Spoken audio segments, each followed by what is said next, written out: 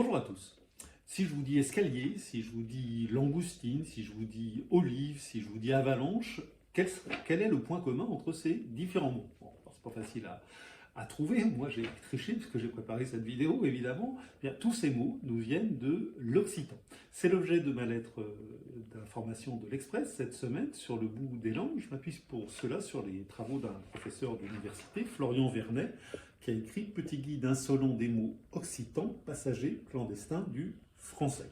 Ce qui est intéressant dans le livre de Florian Vernet, c'est deux choses. C'est qu'il nous dit d'une part que l'influence de l'occitan est beaucoup plus importante qu'on ne le croit, et deuxièmement, les raisons pour lesquelles, selon lui, cette influence est minorée. Alors pourquoi cette influence est plus importante qu'on ne le croit? On lit généralement que une centaine de mots du français viendraient de l'occitan. Selon Florian Vernet, c'est 2000. Pas 100, 2000, on n'est pas vraiment dans l'épaisseur du trait. Je vous prends un exemple, un seul, qui est intéressant. Amour qui est quasiment un symbole de la France, peut-être exagéré, mais c'est comme ça.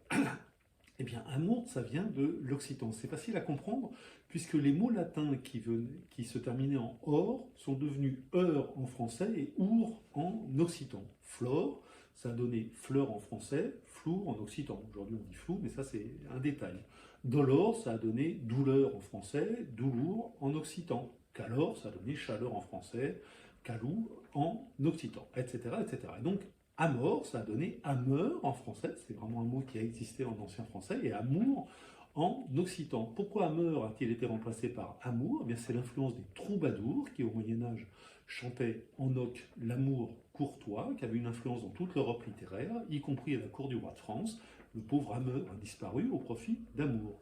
Eh bien, dans les dictionnaires étymologiques français les plus sérieux, on trouve cette hypothèse mise en équivalence avec une quelconque influence champenoise qui ne s'appuie sur pas grand-chose, pour le dire gentiment. Et des minorations comme celle-ci, par des falsifications, selon Florian Vernet, il y en a plein, je vous cite d'autres exemples, ce serait le cas d'autres mots occitans dont on ne reconnaît pas l'origine, cadenas, dardard, gadget, mascotte, saccagé, soubrette, etc., etc. Ce qui est intéressant, c'est de comprendre pourquoi. Pourquoi cette minoration selon Florian Vernet? Il y a deux raisons principales qui peuvent être invoquées. La première, c'est l'incompétence. Si je puis dire, les lexicologues français, les étymologistes français sont des gens très sérieux, très compétents, mais la plupart d'entre eux ne connaissent pas l'occitan, et a fortiori pas l'occitan médiéval. Donc ils ne vont pas chercher dans les archives en oc parce qu'ils ne savent pas les lire, et quand on ne cherche pas, on ne trouve pas, et donc on évoque d'autres hypothèses. C'est la première raison.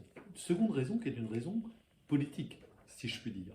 Il faut se souvenir que pendant des siècles et des siècles, l'occitan a été considéré comme un rival dangereux pour le français. Pourquoi? À cause de son étendue géographique. L'occitan, c'est aujourd'hui 32-33 départements, donc c'est une zone immense. Et puis, c'était une langue qui s'appuyait sur une littérature prestigieuse. Je citais les troubadours à l'instant. C'était aussi une langue administrative, donc qui était dotée de tous les instruments pour en faire un rival pour le français. Donc, il a fallu le minorer, en minorer l'importance. Hélas, ce qui a existé dans le passé est toujours vrai aujourd'hui. Je cite cet exemple qui est vraiment aberrant, si je puis dire.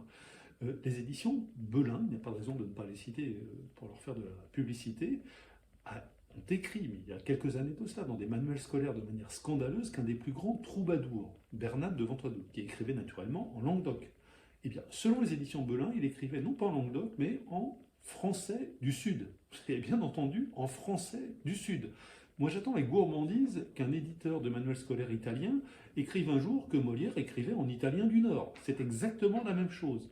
C'est aberrant, et je prie pour qu'enfin on arrive à comprendre, dans ce beau pays qu'est la France, que nous avons plusieurs langues, que l'une d'entre elles, le français que j'adore, est devenue la langue officielle, mais que ça ne fait pas des autres langues de France des sous-langues, des patois, des dialectes, etc. Ce sont d'autres langues qui méritent tout autant que le français d'exister, et comprendre que si le français s'est imposé, ce n'est pas parce que c'était une langue supérieure aux autres, mais simplement la langue des rois, la langue du pouvoir, c'est ainsi, c'est notre histoire, ça n'est pas grave, mais de grâce, ne minorons pas les autres langues, considérons que ce sont des richesses communes qu'il nous appartient de défendre et de préserver. Plus de détails, comme d'habitude, sur la version écrite de ma lettre d'information de l'Express, sur le bout des langues. Pour la recevoir de manière automatique, vous allez sur un moteur de recherche, ou mieux encore sur le site de l'Express, vous tapez sur le bout des langues, vous entrez votre adresse et vous la recevrez automatiquement chaque mardi. Je vous remercie et je vous dis à la semaine prochaine.